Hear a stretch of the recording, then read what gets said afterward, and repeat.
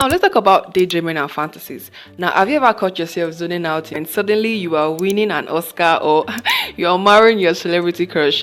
And maybe these thoughts started innocent, but gradually it spiraled into a whole fantasy world. Listen, you're not alone. I struggled with daydreaming and fantasies for 7 years. I started daydreaming in the year 2018 and I was only able to overcome it in the year 2025. So believe me, I've been there. I've been through the good part of daydreaming and also the bad part of daydreaming. I was like on a level 100 because I was so into daydreaming and fantasies, but I was able to overcome mine. So this is to tell you that you would be able to overcome yours, because I'll be spilling my secret recipe that actually helped me overcome my 7 years of daydreaming. And now, babes, I'm so free.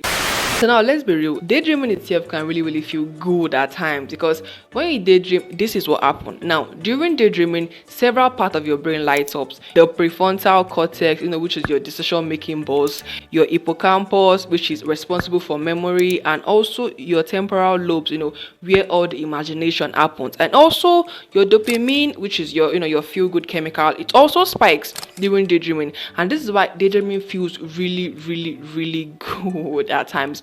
But listen, when these thoughts become an escape or a form of emotional support, or like when you are constantly mentally checking out of the present moment, when you are constantly obsessing over fake scenarios, comparing your real life with fantasy life, feeling emotionally attached to people or stories that actually do not exist, struggling to focus during prayer and Bible study. Sound familiar, right? Then it's time to fix this, because over time, this thought can actually affect your real life relationships, your mental health, and also your self-control. Listen, you better take it from somebody who's been there. The first step to you overcoming daydreaming and fantasy is to first of all ask yourself, what is causing these thoughts? Listen, this is this part in the video now where you're actually going to pause this video and ask yourself, what is causing this daydreaming and fantasies? What triggers this thought inside of me? Because you cannot fight what you won't face. You want to ask yourself, what is causing me to daydream? Is it the music lyrics, or is it the movies I watch, or is it the books I read, or is it my past experience, or a traumatic experience that happened to me in the past?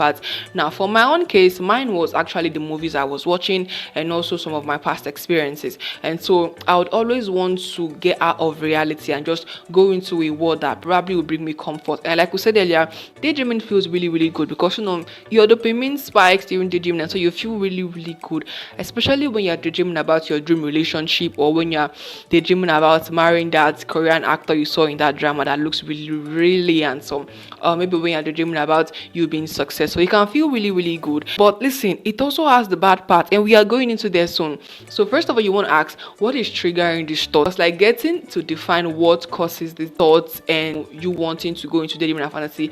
It's just actually the first step into you overcoming it. And the second step into you successfully overcoming daydreaming and fantasy is actually to capture your thoughts. Listen, 2 Corinthians 10 verse 5 says, capture every thought to make it obedient to Christ. You are an adult now, because I don't care whatever age you are, but you're definitely not 2 or 3 years old, but you are grown and you need to be responsible for your thoughts. When you want to fall into daydreaming and fantasy, I want you to capture your thoughts immediately. This is what actually helped me. Like when I'm lying down in my bedroom, because most of the time my daydreaming actually happens because of boredom, but like when it happens and I'm like wanting to go into that world, I just hold on girl, come back Victoria. So you need to be in charge of your emotions. You're not able to capture your thoughts at this early stage. It will get to a point where it becomes the maladaptive daydreaming, when you are constantly escaping real life scenarios. And so the second step into you overcoming it is to always learn to capture your thoughts. When you want to start daydreaming, I want you to listen, girl, you are daydreaming now. Come back to reality.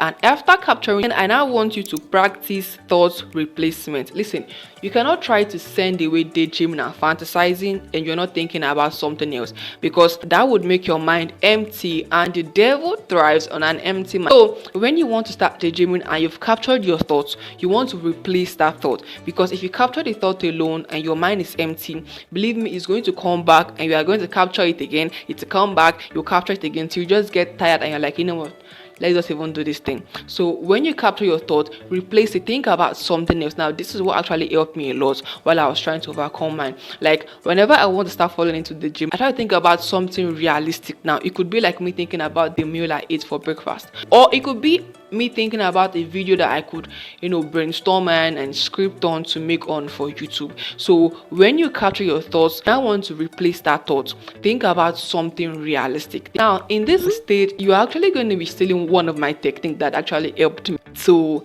actually successfully overcome mine. And this brings us to the third way to actually overcome your daydreaming and fantasy. Stay present and use grounding techniques. Now, this actually helped me a lot, and this might sound little minor, but believe me, the little things are what makes the biggest impact. Honestly speaking, this technique of mine actually helped me, and it's helping me even till date.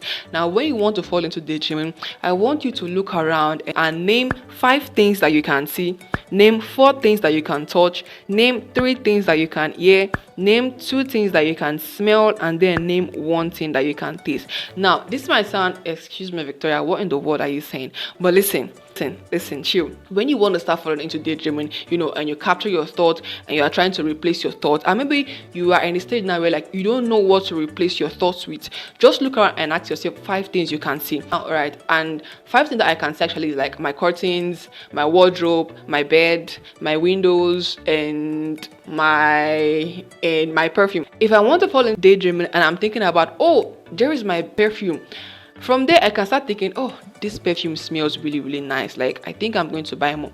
Oh, you know what? I think I should start saving more to get a new perfume immediately this one finishes. I'm no longer daydreaming now. I'm not thinking about something realistic. This would actually help you. So after you capture your thought, replace your thought by thinking about things around you. Stay present, be in the present moment, because what daydreaming does is that it takes you out of reality. It takes you into a world that is not real. Like I said earlier, there's nobody on earth who is like a bigger daydreamer than I am. Believe this is not like a thing to be proud of or anything. I was so into daydreaming and fantasy, like that I could be in a classroom and I'm like, I'm having thoughts, daydreaming, thinking about stuff like that, and this ruined my self-control. This ruined even my real life relationship, because I was never in the present moment. Mine was like the maladaptive daydreaming. Like I was constantly escaping my real life. So like when you want to replace your thoughts, stay present in the moment, use these grounding techniques, and believe me, this will definitely make you be realistic and bring you into the present moment, which is you just successfully overcoming daydreaming and fantasy. Next up, you want to make a mind dump journal. Listen, writing helps bring your hidden things into the light, because of course you are writing them down. Like, I mean, it's physical, so you are bringing them into the light, you are bringing them into the into the spotlight. So you want to make a mind dump journal. Now, this also helped me while I was even trying to overcome my daydreaming. But you want to write under the 3 prompts. Your first prompt is, what happened? Like, why do you want to fall into daydreaming? Was it because of everywhere was bored, or like everywhere is quiet, or like there was something that happened and you don't want to think about it? This is why you want to daydream. You also want to move to the second prompt and ask, what did you feel? Now, when you wanted to daydream, maybe like you almost fell into the dream, you want to ask yourself, what did you feel? Did you feel comforted by it? Did you feel happy? Did you feel disgusted by yourself? Did you feel sad that you wanted to fall into daydreaming? Whatever feeling you felt, I want you to write it down. And then lastly, you want to ask yourself under this prompt that, what could I do differently next time? Now, you know that next time you should try to not be lonely. Maybe look for something to do, pick up a book and read, or pick up a documentary or a movie, a good healthy movie and watch, or maybe listen to healthy music. Or but what could you do next time? This would actually help you figure out what you did wrong and how you can do better in the future, so that you don't end up falling into daydreaming and fantasizing. Now, this mind dump journal is going to help you process your thoughts faster, and also help you detect what went wrong, what you could do better, and what to avoid in the future, so that you don't end up falling into daydreaming and fantasizing in the nearest future. So make a mind dump journal. This would help you, believe me, because writing it, putting it down, helps you bring your struggles into the light and make them clear for you to see and to also understand. When you put these different habits into implementation and you work with these habits, believe me, in a week or 2 you'll be done. I was able to overcome mine in a week, because I knew that daydreaming was getting in the way of my work with Christ. Because like, when it's time for me to read my Bible or to pray, I'm thinking, so implement this habit, and I promise you would actually sit one day and tell people that, you know what, I was able to overcome mine. Just like how I am here now, and I'm telling you, I was able to overcome mine, and I'm so proud of it. So you also implement this so that you will be able to overcome it, because daydreaming and fantasizing, like I said earlier, it's not going to get you anywhere. It's not going to bring the life you want into manifestation. It's not going to help you achieve your goals. It will only waste your time. So drop a choosing peace over fantasy if you are serious about overcoming daydreaming and fantasizing.